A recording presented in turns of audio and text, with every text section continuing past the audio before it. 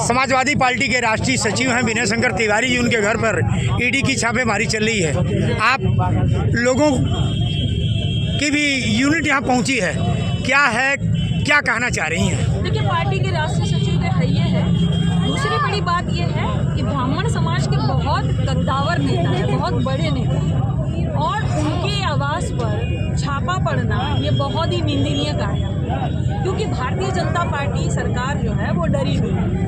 उन्हें अच्छी तरह से पता है कि 2024 में उनका टुकड़ा साफ होने वाला है। उन्हें अच्छी तरह से पता है कि उन्होंने इस 10 साल में जो ब्राह्मण समाज पर अत्याचार किया है, जो इन्होंने बहुत बड़े बड़े ब्राह्मण समाज के नेताओं पर और कद्दावर लोगों पर जो एनकाउंटर जो करवाए हैं, ये उन्हें अच्छी तरह से पता चल गया है कि जब ये समाज हमारा साथ नहीं देगा तो हमारा टुकड़ा साफ हो जाएगा। और अब ऐसा ही होगा, क्योंकि देखिए ईडी वाले जो है वो तो किसी नेता के तोते हैं भाई। जो नेता बोलेंगे वैसे ही वो भी मिट्टू मिट्टू बोलेंगे।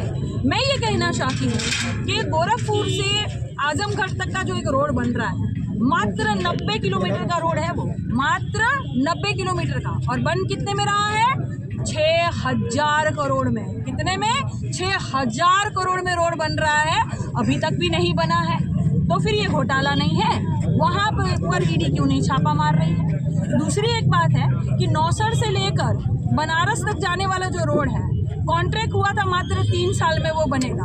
आज 10 साल पूरे हो गए, आज भी वो रोड नहीं बना है। ये घोटाला नहीं है? वहाँ तो ईडी छापा नहीं मारेगी। और दूसरी बात ये है कि इतने बड़े बड़े गोरखपुर में मॉल बन रहे हैं, किसके इशारों पर बन रहे हैं? शॉपिंग मॉल जो इतने बड़े बड़े बन रहे हैं, इतनी बड़ी बड़ी कॉलेज बन रही है, कहाँ से ये पैसा आ रहा है? वो जो 6000 करोड़ मात्र 90 किलोमीटर के रोड के लिए जो पारित हुआ था, कहीं वो पैसा से तो नहीं बन रहा है? कहीं ये घोटाला तो नहीं है? क्या ये लग रहा है कि द्वेष भावना बस हो रहा है? छापा नहीं मारेगी।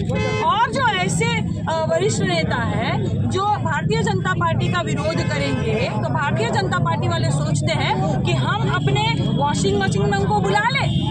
और भी जो हमारे जो पार्षद लोग हैं वहाँ पर भी ये धमकी देते हैं कि ईडी का छापा मारेंगे।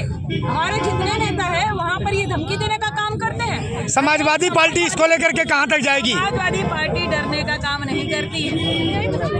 राष्ट्रपति महोदय जी को ज्ञापन सौंप दिया गया है और हमने कहा है कि मामले की जांच करवाइए। ये बहुत ही निंदनीय कार्य है कि अगर विपक्ष का कोई नेता आपके खिलाफ आवाज उठाएगा, कोई पत्रकार आपके खिलाफ आवाज उठाएगा, कोई सोशल एक्टिविस्ट आवाज उठाएगा, तो आप ईडी का छापा मारेंगे, आप अकाउंट बंद करने का काम करेंगे। सुबह 5 बजे से ईडी की कार्रवाई आपके आवास पर चल रही थी, आपको अपने कस्टडी में ली थी, क्या कहेंगे? अब तो आप लोग देख रहे हैं कैसे चुनाव जैसे नजदीक आ रहा है, दबाव बना करके इस तरह की साजिशें रची जा रही है। क्या लग रहा है आपको? अब जो मुकदमा कोर्ट में है और उसमें कोर्ट से बड़ा मतलब तो कोई अथॉरिटी होती नहीं है, और उसके बाद भी इस तरह की कार्रवाई की जाए तो, और इतनी देर तक उन्होंने कार्रवाई की, कहीं कुछ नहीं मिला उनको। क्या लग रहा है ये आप पर प्रेशर डाला जा रहा है? ये राजनीति, ये कार्रवाई राजनीति से प्रेरित कार्रवाई है, और इस तरह की संदेश देना चाहते हैं? राजनीति में इस तरह की कार्रवाई निंदनीय है, ऐसी कार्रवाई नहीं होनी चाहिए। ऐसा दबाव बना करके कहीं राजनीति में ऐसा कभी नहीं हुआ है। क्या लग रहा है कि आगे और कार्रवाई लोग करेंगे? आगे कार्रवाई की बात हम कैसे बता सकते हैं? तो छापेमारी करना, सरकार जो ये कर रही है ये दबाव में कर रही है और ये नाजायज है। इस तरह का चुनाव के समय में आज तक जो मुकदमा न्यायालय में लंबित है, चल रहा है, उस पर रोज सुनवाई हो रही है।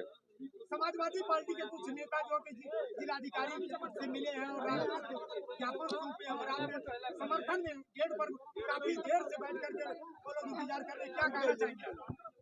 हमारे साथी हैं, हमारे सहयोगी हैं, तो ये चीजें देखो नाजायज, ये प्रजातंत्र में ये जो चीजें हैं, और ये अगर किसी संस्था को हथियार बना करके राजनीति से को प्रभावित किया जाए तो ये बात गलत है।